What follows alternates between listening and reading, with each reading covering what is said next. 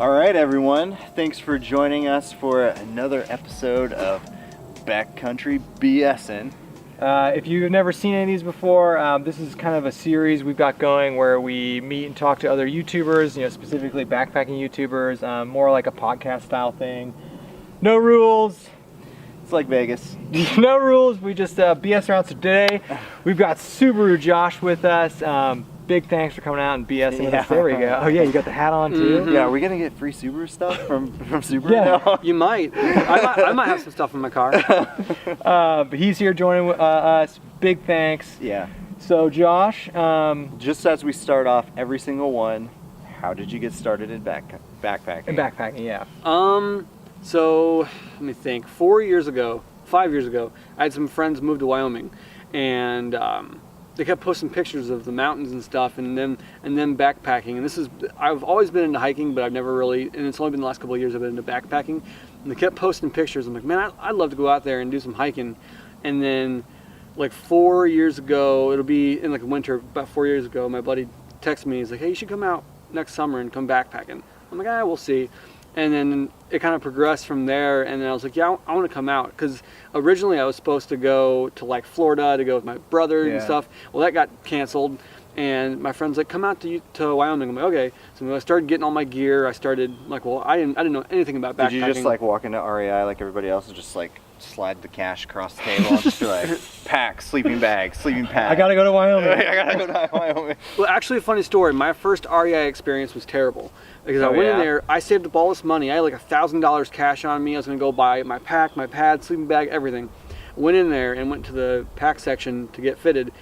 For an hour, I stood there. Nobody came and helped me. Really? I was so mad. I was like, I came here with all this money, and I actually ended up sending them an email afterwards. But I left with a black diamond headlamp and I think a can of propane, little canister. That's what you were taking out to Wyoming? Pretty much, yeah. But I was just gonna bushcraft. Out there with that? Yeah, right. Yeah. But then after that, I went up to a place up in Ann Arbor, bought some of my gear. I got my first pack, my sleeping bag up there, and then I ordered some other stuff online, and so I kind of got all my gear ready. And this is, I didn't really know anybody that was into backpacking, so I didn't really watch. The only YouTuber I really started watching was Syntax. Okay. And so I watched him, and then there's another one, I can't remember. It's been a long time, but I started watching their videos and kind of like getting ideas of what I wanted to get, and then I got all my stuff around, did a little bit of training, like I hiked like once before the trip, and I went out there, and it was like a huge awakening of like, okay, my pack's 45 pounds, I got all this stuff. And in Wyoming, we did a 3-day backpacking trip in the Wind River Range, and it was amazing. Like probably my favorite backpacking trip I've done so far. It was awesome, except for the first night in the backcountry. We're like camped at like 10,000 feet, and this huge lightning storm comes in. And I'm in grizzly country. It's lightning. It's my first backpacking trip. You just threw yourself into the deep end. Oh yeah. I had a panic attack on the side of the mountain. It was great. But then that's kind of like how everything started. It was just that my friend asked me to get into backpacking, and when was, like, how many years ago was that? that would have been 2015. So I went so you've been to doing Wyoming, in 2015. Yeah, we've been to Wyoming too, but we've been to Bighorn. We did the Bighorn Mountains. We didn't do that's eastern Wyoming. We didn't do the winds. No. I mean, to be honest, like everybody's putting out videos right now on like, what do they call it, the Cirque du Towers? Oh, Cirque of the Towers. That's where I went. Okay. Yeah, like Yeah. it looks spot. just fantastic. Yeah. It is. So. Yeah, it's awesome. So, unlike Tim Watson, have you ever backpacked in Ohio? Nope. Really? Oh my gosh.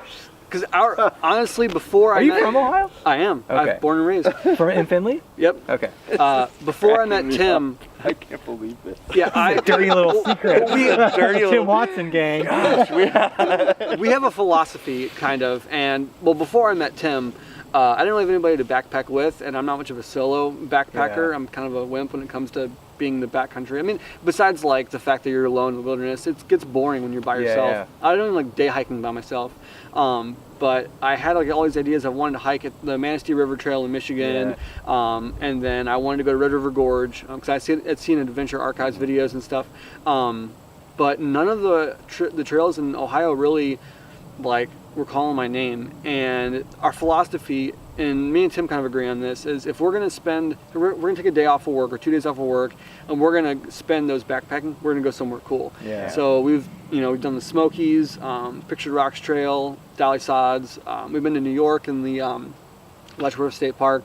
And so if I'm going to take time off work, I want to make it worth the while. Yeah. And so that's why I've never backpacked in Ohio. Well, the Ohio trails you can kind of just shoot down there for the weekend or something. Mm-hmm. But I get it. I mean, you guys are close to Michigan too, which is awesome.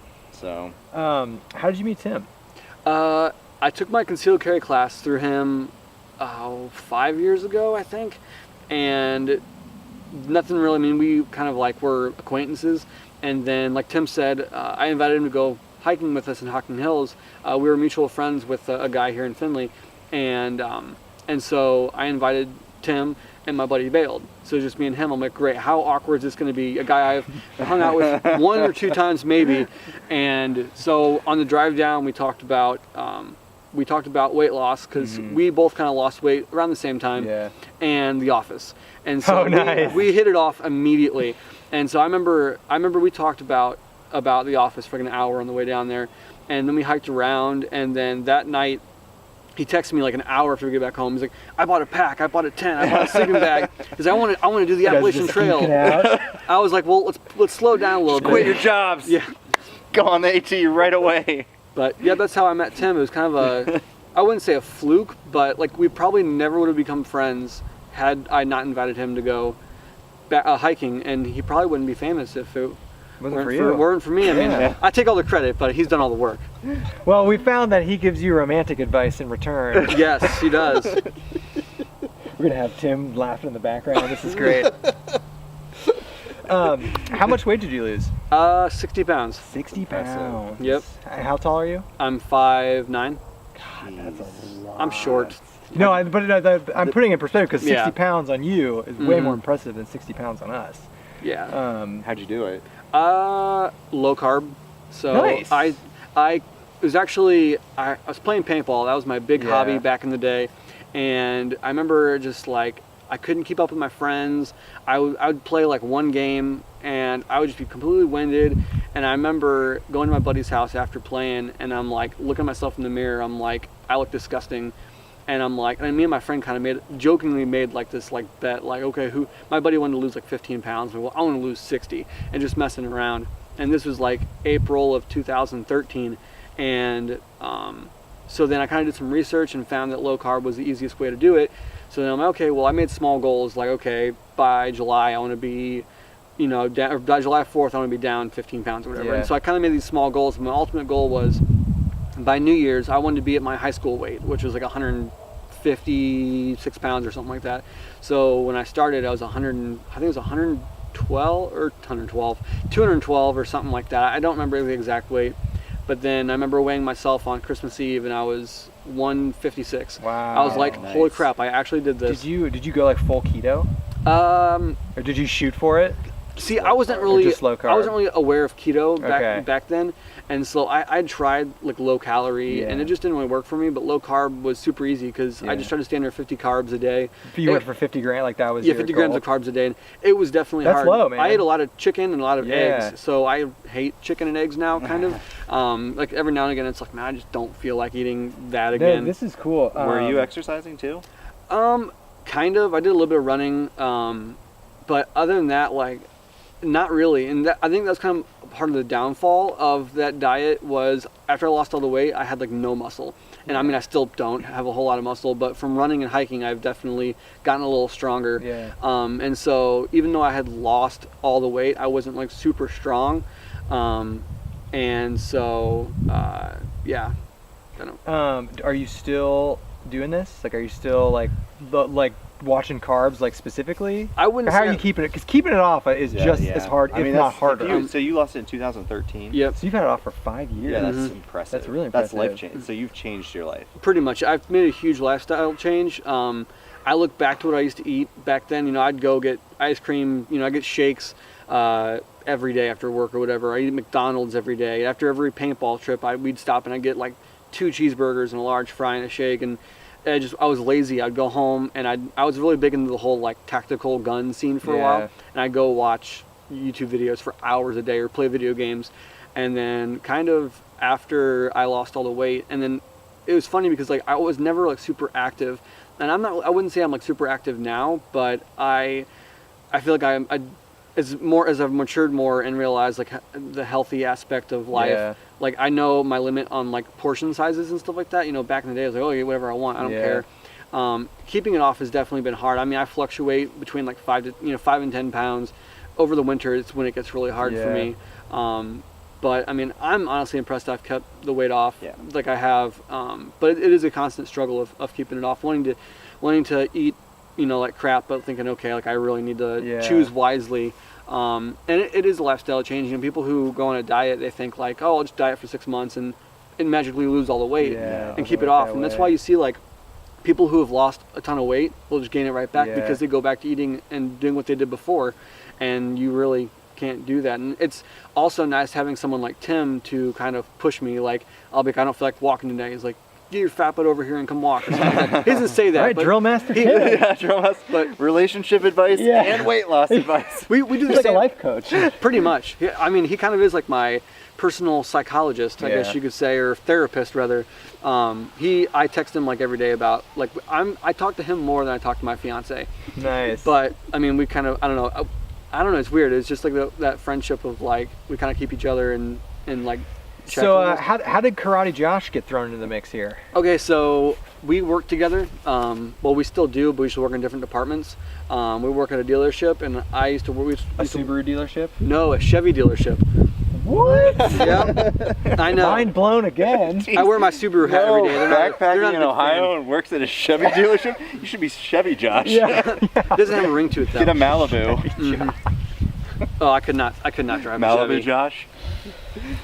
But Subaru Josh sounds way better. oh yeah, sounds cooler. But I remember he got hired a couple months after I started working in detail, and he told me like how he used to bike and rock climb and stuff, and then so like we would talk about like our backpacking trips and stuff, and so he kind of like got into it. We started camping together, and then he got into the whole like he got like his first pack was like a Teton Sports pack or something like that, and so he slowly got into it, and excuse me. And then like now I'd say like he's probably more dedicated than I am. But his lifestyle, I mean, he's a very athletic person. I mean, yeah, he looks like he could like look at me and it would knock me out. he could break you in half with a finger probably. Yeah, I just like this and like I'm out. Yeah, right. He's probably the most in shape 30, I think he's what, 38, 39-year-old I've ever met. 39? Yeah. Wow. Yeah, he's in. Yeah, you don't He need doesn't bear look spray very when you nice. have him. Right. As he would say, he'd probably shin kick it to the face or something. Oh my god. Okay.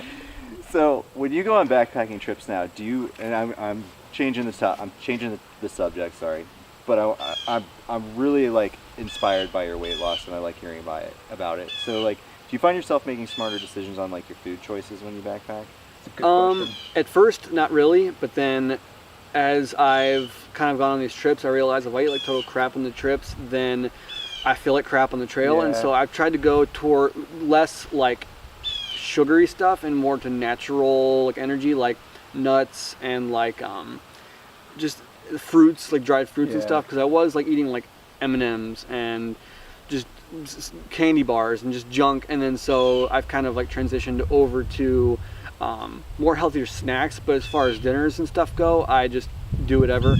I figure if I'm burning 2,000, 3,000, 4,000 calories a day, I can eat whatever I want. But I think like the snacks are definitely what I would consider to be like my more healthier side of backpacking food. We were joking on the way up here. Kevin knows some nutritionists, and we were thinking like it'd be hilarious to just give them just a big trash bag full of like through hiker food and watch them pass out. Yeah. Like, give us your actual critique on this. Like, what's the nutritional value of these honey buns? Well, you're gonna die. Yeah. Yeah. No, that's one thing I think. What's interesting, you brought up low carb, and I've done low carb a little bit. So I used to like do research on it at Ohio State, and I've always thought it's interesting trying to do low carb while backpacking. I've never done it, but like, I don't think it's feasible. Like, it'd be very difficult. What are your thoughts on that? I think, and I think Tim will back me up on this, trying to diet while backpacking is stupid. So we have a we've been requested to ask a question about telling a story about your first backpacking trip with Tim in the Smokies. Okay, so our first trip, it's funny because, well, we won't go into the whole spiel, but we were supposed to go to Michigan, and we bailed on that because it was supposed to be too busy. And then we're like, well, let's go to Dolly Sots. And then it's supposed to rain. So then Tim plans this loop in the Smokies, and on a map it looks easy. It's nice and flat. And so, okay. Did you notice the little lines, the little lines that were like really close together? Yeah, see, I didn't know what that meant until we went to Utah. Oh, the topo map lines? I'm a terrible map reader, and so that's why Tim's always our navigator. But so, this is when we both first got into backpacking, and my pack was still like 40 some pounds. I had like 5 liters of water on me, and so strike one. And so, not even kidding. Oh yeah, it was terrible. And so this trip was just the most grueling, hot trip. It was like 95 degrees during the day, and then we were on this trail called the Hannah Mountain Trail. This thing was just like the longest trail, and it just was nonstop, like pretty much just what would you call it? Just ridge walking. Okay. Yeah. And so it was hot, it was miserable, and then we lost all. It was just super hot. I had blisters the size of nickels on my toes. Ooh. It was just awful. And I remember the first night. So the first night, this is a good one. It's just me and him in this backcountry campsite. It's the quietest, most eerie time I have ever camped in my entire life. Is there like no ambient noise at all? No, it was like you could hear the ringing in your ears. I use a noise generator. Yeah, we use noise generators when that happens. Oh, really? Yeah. I put it in my headphones. I'm like, I can't. We should have done that. Yeah. But it was eerie, and of course, like there's always a thought of bears in the back of my head. Yeah, and you just hear like a leaf break in half, and you're like, what is that? Yeah, I know. I had these Dutchware lights that I strung on my ridgeline. Yeah. I kept those on all night. I had my bear spray like locked and loaded, ready for a bear to come around. I had music in my ears. I'm like kind of scared. I'm like, this is so eerie. And so that was like just weird, like being in the middle of nowhere and just so quiet. Like it was just eerie.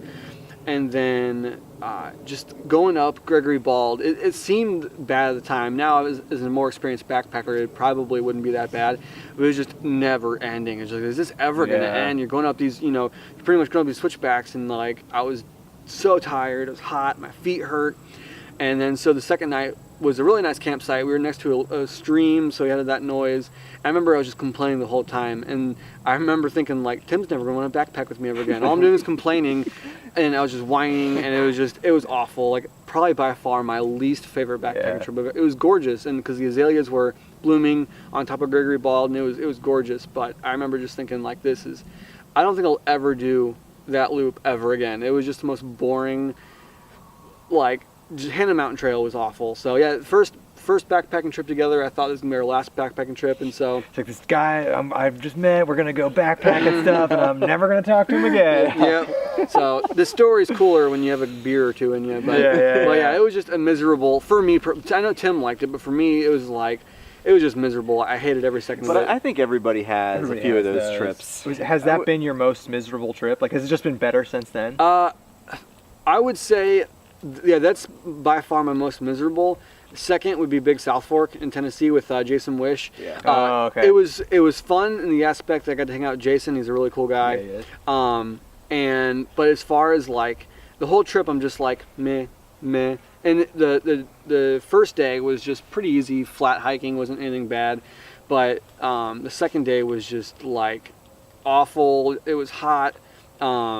The trail, we kept losing the trail. It just, Big South Fork in general just was, for me, it was just meh. It just wasn't that great. For the views we got versus the effort, it just was not worth it. And I'd say that was probably my second least favorite trip. But we've always done pretty good about planning really fun, exciting trips, I think. Yeah, but it's fine to have, and you look back on those rough ones, and you look back and you laugh about it, and it's like, It's a good memory. Yeah, we're glad. Yeah. I mean, even a crappy trip, it's still better than not going on it in some cases. That's like people ask me about backpacking, and I say backpacking is like it's the kind of thing where like there's things in life that are really fun while you do them, but they're not really memorable after you do it. Like going on a roller coaster or something. And backpacking is the opposite. Like it's really hard when you do it. You might not be enjoying it that much, but when you look back on it, Like, it's such a good memory. I don't know. Yeah, and I'm thinking about some of like our Ohio like August trips, like trails completely overgrown, Terrible. and you're just like going through the bushes like this. We're selling them on Ohio Backpacking right now. Right? Let's go tomorrow. flicking ticks off you. Yeah. Oh, that's another thing about Smokies was, he was all worried about these ticks. I'm like, I have been hiking my entire life, and I've never gotten one I've tick never on got me. one either. And so got one there. we do this stream crossing, and that's when Tim lost his bear spray in this creek. And it wasn't a creek; it was like a raging river. And so I had to zip off, hiking pants. Looking back now, that's really nerdy. But I got 'em. I have a pair too. I prefer, and so I zipped them off, and we're hiking, and I just looked down. There's like 10 ticks on my leg, and it was, and there was one that was just dug into my shin. I'm just like trying to pull it out, and so after that, I'm like, so I was covered in ticks. So that was another thing. That's weird. It's another big thing. It just, it was miserable. That's kind of like Isle Royal when you went in the water and you came out and you had leeches on you. Oh my gosh. Yeah. And I came out and I'm You had fine. nothing. I think I remember that. I watched you guys' whole Isle Royal Leeches video. are terrible. That's my only experience with leeches. Mm-hmm. I don't know if you've ever gotten them. Nope. But they have like an anticoagulant in them, so you just bleed constantly, and like it inflames. It was terrible, actually, looking back on it. Lightning round? Speed rounds. Speed round. Okay. Can you handle a speed round? Oh yeah. I can handle anything. I gotta think of questions Okay. that we didn't ask Tim. No, but the questions definitely apply. Okay, I'm starting out. Go. Favorite piece of gear? Black diamond headlamp. Ooh, Least interesting. favorite piece of gear. Or underutilized or something Yeah. like that. Oh man, I don't know. Probably. I use all my gear because I've cut out so much stuff. But I would say least favorite, or most like unused. I don't know. I wouldn't really say I have a least favorite. Although I was pretty mad when I popped my Xtherm. You know. Oh, I have an So, Xtherm. You popped yours? I did in Michigan, so I was kind of mad that it took very little effort to pop it. So Yeah. I'd say that probably might be it. What? Zipper through it. Okay. Wait a second here.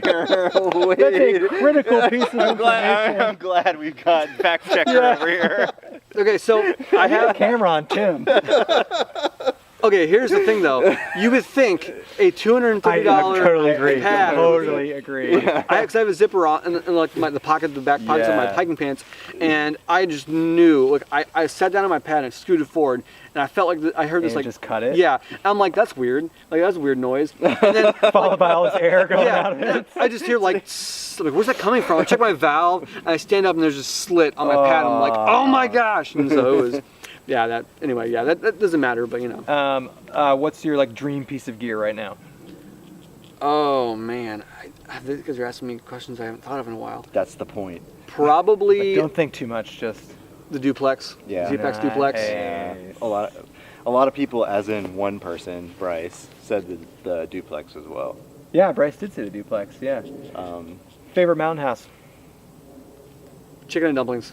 That's a good one. I like chicken and dumplings a lot too. Favorite low carb snack? Cheese. Good call. Yeah, that's a good call. Favorite kind of cheese? Ooh, I've been hooked on goat cheese lately. So Oh, I'm gonna go with goat cheese. Oh, I freaking love goat cheese. He hates it. It's too gamey. Oh, it's so No, good. it's delicious. It just has that punch. It's like, oh, I put it on everything. I make 2 eggs for breakfast in the mornings, and I cover it in goat cheese, and that's my low carb breakfast. What's your bucket list backpacking trip destination? I have 2, JMT, Okay.